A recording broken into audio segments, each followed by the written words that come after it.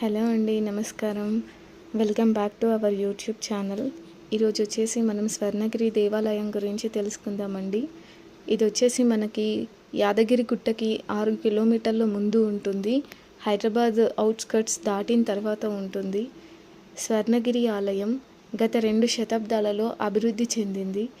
ఇది చిన్న విగ్రహానిగా ఏర్పాటు చేసిన స్థలంగా ప్రారంభమై అష్టవిధ గోపురాలతో, విస్తృత ప్రాంగణాలతో, ధార్మిక కార్యకలాపాలతో కూడిన పెద్ద స్థలంగా మారింది. ఈ ఆలయానికి మూల కారణం భక్తుల విశ్వాసం, నిత్య పూజలు, స్వచ్ఛమైన సంకల్పం. ఇక్కడ జరిగే పూజలు, హోమాలు, ప్రత్యేక ఉత్సవాలు భక్తులను ఆధ్యాత్మికంగా చైతన్యవంతులను చేస్తాయి. నరసింహ జయంతి, వైకుంఠ ఏకాదశి, శ్రీవారి బ్రహ్మోత్సవాలు, హనుమాన్ జయంతి వంటి పండగలు ఎంతో వైభవంగా జరుపుకుంటారు. ఆలయంలో నిత్య పూజ విధానం, ప్రదక్షిణలు, గోపూజలు, అన్నదాన కార్యక్రమాలు కూడా జరిగే భాగాలే. ఇక్కడ వచ్చేసి మనకి అయ్యప్ప స్వామి మెట్ల మార్గం కూడా ఉంటుందండి. ఆ కొండ ప్రాంతాన్ని ఏర్పరిచి స్వామివారి అయ్యప్ప నామస్మరణతో మెట్ల ద్వారా దర్శనం ఏర్పరిచారు. ఇది శబరిమల మాదిరిగా ఉంటుంది. ప్రకృతి తోరణం, ఆలయం చుట్టూ లావుగా ఆకుపచ్చ వాతావరణం, పూల తోటలు, విశ్రాంతికి పార్కులు ఉండి భక్తులకు శాంతియుత అనుభూతిని ఇస్తాయి.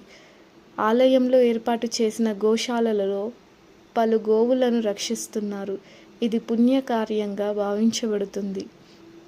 ఇక్కడ వచ్చేసి భక్తులకి సూచనలు ఏంటంటే, ఆలయ దర్శనం ఉదయం 6 గంటల నుండి మధ్యాహ్నం 12 గంటల వరకు మరియు సాయంత్రం 4 గంటల నుండి 8 గంటల వరకు అందుబాటులో ఉంటుంది.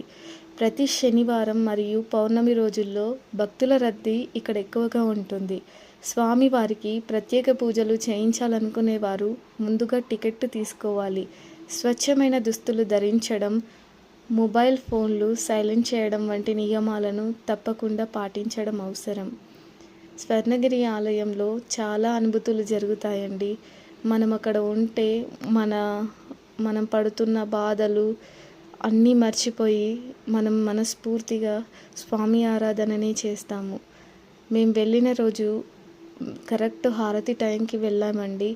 చాలా అంటే చాలా భక్తుల రద్దీ ఉంది. చాలా ఆనందంగా, మనసు ప్రశాంతంగా ఉంటుంది ఇక్కడ హైదరాబాద్ నుండి వచ్చే భక్తుల కంటే వేరే వేరే ఊర్ల నుండి, వేరే వేరే సిటీల నుండి వచ్చేవారు చాలా ఎక్కువ మంది. ఫారినర్స్ కూడా ఇక్కడికి వచ్చి స్వామివారిని దర్శించుకొని వెళ్తారు. నిజంగా చెప్పాలంటే ఇది స్వర్ణ సౌందర్యంతో మెరిసే ఒక ఆధ్యాత్మిక గిరిగా చెప్పొచ్చండి.